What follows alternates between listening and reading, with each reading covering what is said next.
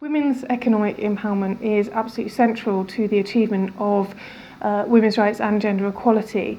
And there's also a huge amount of evidence which shows that it has benefits for children and families, as well as societies and economies.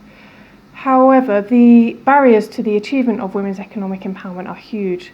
For example, new ODI research shows that across 67 developing countries, 1 in 5 men do not agree that women can hold any job, which really demonstrates the extent of social norms, discriminatory social norms around women's engagement in the labour market.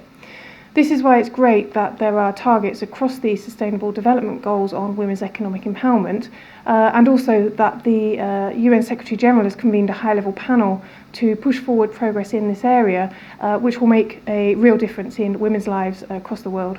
This panel is about helping women to get more and better jobs both in the formal and informal sector.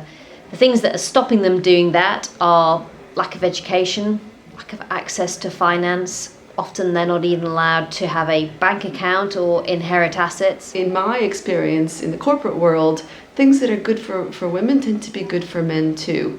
And so keeping that in mind, we talk about hiring millennials. Their expectations are different, and Justine spoke very eloquently about how policymakers may sometimes be kind of behind the curve in terms of what populations want. The problem of women economic empowerment is very complex. It's multi-layered, it's multidimensional. But if you talk about the top 2 or 3 issues, then for me that is clearly access to economic opportunities and financial inclusion, which has an effect on the private and the public sectors both.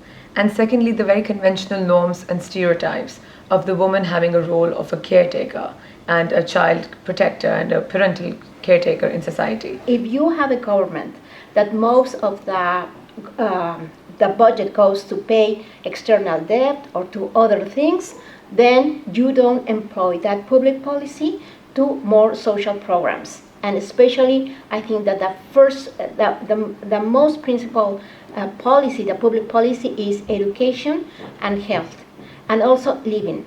I think everybody has to be aware of this, and we have to close all our relations, and especially the governments, to improve development.